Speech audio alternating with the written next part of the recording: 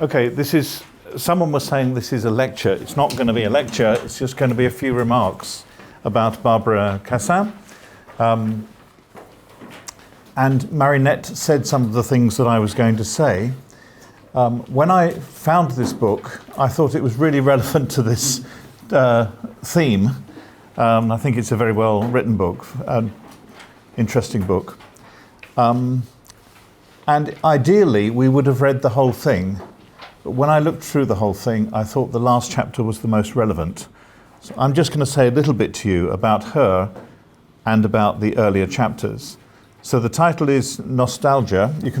Can you see on the cover, you can't quite see the word, but Nostalgia is the title there, and then the subtitle is clearer. So it's as though the title's almost out of reach. We can't quite see it. It's hidden, half hidden. Can you see? So Nostalgia, and then the subtitle, When Are We Ever at Home? And being at home, of course, has multiple significances. Being at home in your house or your flat or your hometown, but also being at home with certain people or with certain ideas. And there she is, and you can see her on YouTube if you want to, but I think that most of it is in French from what I could find. And she's a classicist and philosopher, so she studies ancient Greek and Latin. And she's also someone fascinated by language and by translation. And so she has an extraordinary book called Untranslatables. And you've got a copy and I've got a copy. And it's really like a dictionary of words that cause problems when they're translated from one language to another. So one example from Japanese is the word kotoba, which Heidegger talks about in the dialogue with the Japanese. Kotoba means language or something like that, but it doesn't translate easily into English. And I'm sure you can think of many others where this applies. There's another crucial term in that dialogue, but I can't remember it. But Iki, yes? Yes. So can you try and translate Iki? So that's a term. Go on. Yes, and they talk about it in connection with geisha style, I think, don't they? Or the aesthetic that goes with that. Yeah, very hard to translate. But an easier one for us to understand is the word Bildung in German. And Bildung means something like formation, development, education, but none of these words is adequate to what is carried by the German term. And maybe we'll have a chance to talk about this a little bit more on Tuesday. Yes, it's that word. And the other one that interests me is the word care. Now care, you know the word care in English, and you possibly know that Nell Noddings has developed what she's called a care ethics, which has been quite influential. Indeed, the first time that I was in Kyoto was when she was here giving a talk about care ethics in 2004. And the word care has been used in Japanese. I think you say care in Japanese, don't you? Keru or something? Okay. And in French they say le care. In other words, they take the English word and use it. It's not a French word. So the significance of a word when it's translated into another language, the effects of doing that, or when it's not translated, is, I think, very interesting. She writes about it. But what I thought we'd talk about is the structure of the book. And she has 4 chapters in it. Marinette spoke briefly about the first one, which is very autobiographical, when she considers the fact that she, as Marinette said, is a Parisian, someone from Paris. She's always lived and worked there. But she, some time ago, bought a house in Corsica, this beautiful island in the Mediterranean. And she enjoys going back there. I think Marinette didn't say that her husband died there a few years ago. And so there's an extra significance to the place for her. And in a sense, she feels more home in this place that is Corsica than she does in Paris. Corsica is a beautiful island. It's a bit like a Greek island as well. So there's a connection there with the Mediterranean, the kind of origins of European civilization. And as a classicist, she's written a lot about Homer and about Odysseus, and Marinette said a little bit about this, I believe. The story of Odysseus, his Latin name is Ulysses, that's why we have these two words. And Odysseus is, I'm sure you know, don't you, that Odysseus was one of the Greeks who went to try to reclaim Helen, who'd been taken away by the Trojans. So the Trojan War, you know this, don't you? No? Yes. Can I assume people know that, or you think? Yeah. Yes. Okay. And at the end of the war, when the Greeks had won, the Greeks made their way back to Greece, but Odysseus was cursed by the gods, and he took 16 years, I think, to travel back to his home on the other side of Greece. Things kept going wrong, and he had all sorts of adventures, which is the substance of the book called the Odyssey. So the idea of a return home is like a founding myth for Europe and European thought. The journey out and then the return home. It's a very, very powerful idea. There's another founding idea which is in the background as well, and that's of a journey out, but without arrival. And this is the founding myth of Exodus. So Exodus, which literally means the road out. Odos is road. Exodus. Exodus is the second book in the Bible, and it's the story of the Jews' exile from Egypt and their attempt to travel towards the Holy Land, the Promised Land. And of course, one way to think of that is that they make their way to Israel. But that's to make it seem like a story where you arrive at a particular land and you possess that land. And Zionism, in a sense, understands it like that. Another way to think of Israel is of a place to which you're always traveling. So Israel represents not just the land, but the good society. Okay, that's the thing you're moving towards. And Moses, who leads the Israelites, the Jews, out of Egypt, he never arrives anyway. So the figure of the idea of Exodus is of a journey out. The stress is on the out, not the arrival home. One of the things that Barbara Cassin draws attention to in the section on Odysseus is that when he gets back to Ithaca, the island on the west of Greece, where his wife Penelope has been waiting patiently, they are reunited and they go to bed together, I think just for one night. But the bed is made from a tree. But it's made from a tree that's still in the ground. Can you imagine that? The trunk of the tree is still in the ground and the bed is constructed out of this. Now, if you think of a bed, a marital bed, marriage bed, as being the heart of a family or a home, now we've got an even stronger image of that bed as being rooted in a particular place. So she talks about this a lot. Now, for complicated reasons, Odysseus goes home, but he doesn't just stay there. There's a restlessness about this, and he goes out again for a further journey. So the idea of the journey out and return home is something that becomes repeated. In the next chapter, she goes on to talk about a less familiar story, also related to Troy, the Trojan War. And Aeneas was on the Trojan side. And when Troy was destroyed, he escaped from the city and he took his father with him.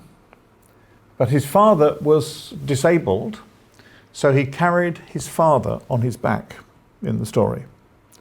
So he represents a figure of loyalty towards his father, a sort of piety even. And Aeneas travels a long way, and this is described in a book called the Aeneid, written in Latin by Virgil, the poet. And Aeneas eventually arrives in Italy, what we call Italy now. And he tries to create a new city there. That city soon becomes Rome. When he tries to create that city, he accepts that he will speak a new language. So he stops speaking Greek and speaks Latin. He learns Latin. Obviously, I'm simplifying very much, but what we've got to see here is the movement from one place to another, the founding of a new city, and the taking on of a new language. When you read the Greek myths, the Greek stories, you have the idea that Greek is the only language. There are the Greeks, and then there are the barbarians, the uncivilized people. The Greeks are where civilization is, and the Greek language makes the connection between thought and land and reason and word, what we say. All those things are in harmony. Once we come to Rome, we've now got at least two languages, because there's Greek in the background and there's Latin. So we've got translation, we've got difference opening in a new way. And what she tries to show is that this is a movement from the sovereignty of philosophy, with this relation between thought and land and reason, to a plurality. The plurality is there with different languages and the acknowledgement of different points of view, different peoples. So she describes it as a movement from philosophy to the political. I'm sorry, this is very compressed, but I hope it's saying something to you. So I should have pushed through the slides.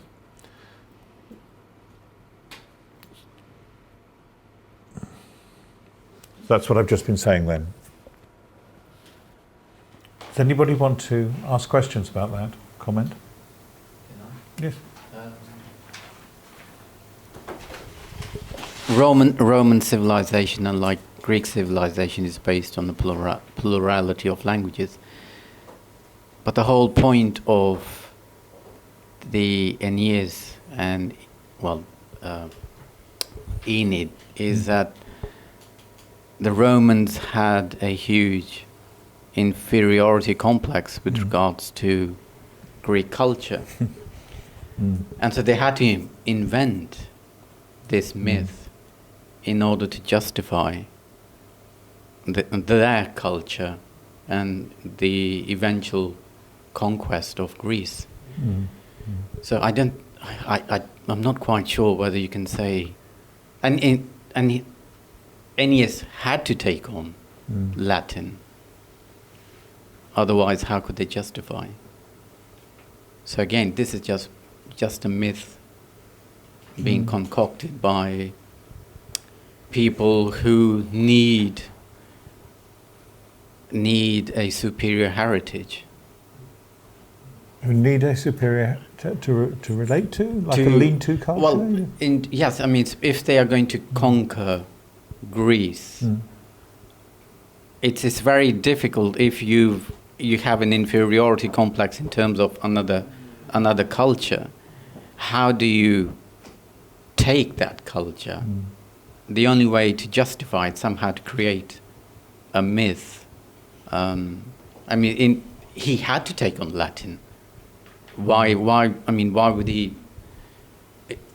That was the only way for Rome to come to pass. Right, okay, so psychologically he had to take it on. Yes, okay, and I think she wants to draw a distinction between his relation to Latin and Arendt's relation to English. So Arendt retains German in a sense, in a strong sense. Yeah. And then Randall Jarrell says, German is my favourite country. Yes. Okay. Thank you. So the thing you've just said about different languages, that problematic just doesn't arise in the Greek stories. because Greek is taken for granted. Yes, I think. yes, Okay. of course. Yeah. Anybody else?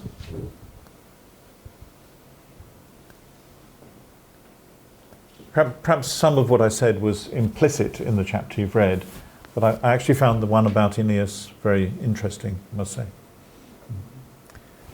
About the chapter 3, I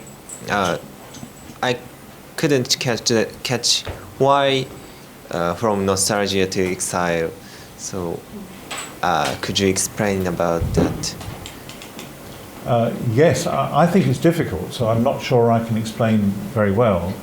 But I think that there's a determination to live somewhere else, to live in exile, and to commit oneself to that rather than always longing to go back.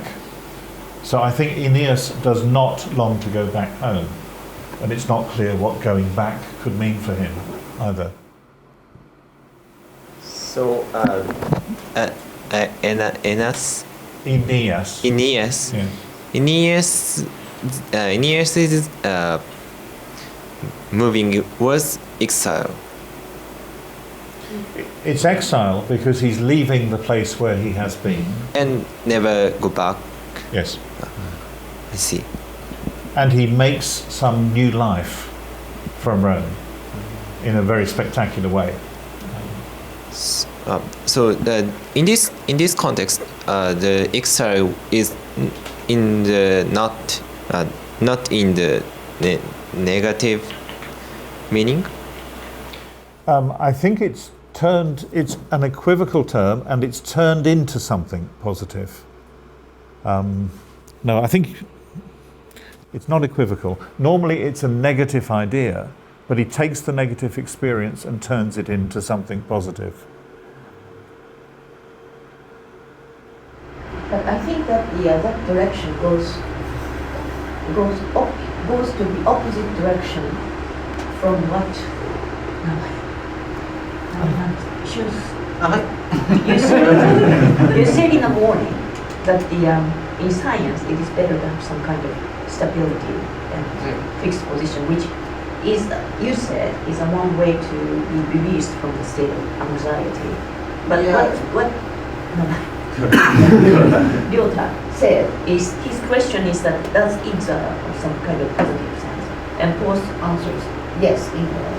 So I think this state of homelessness, which you two discussed this afternoon, is a kind of, I don't mean to make a distinction between positive and negative, but this kind of state of instability, homelessness in itself starts to acquire something positive, which is different from the solution which Shusuke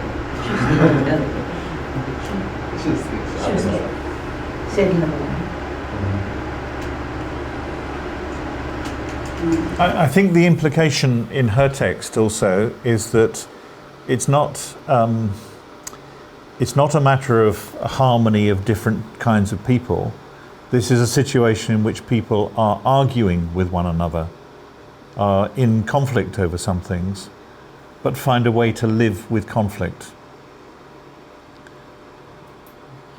So in the paper you read that I wrote this morning, there's quite a lot about multiculturalism.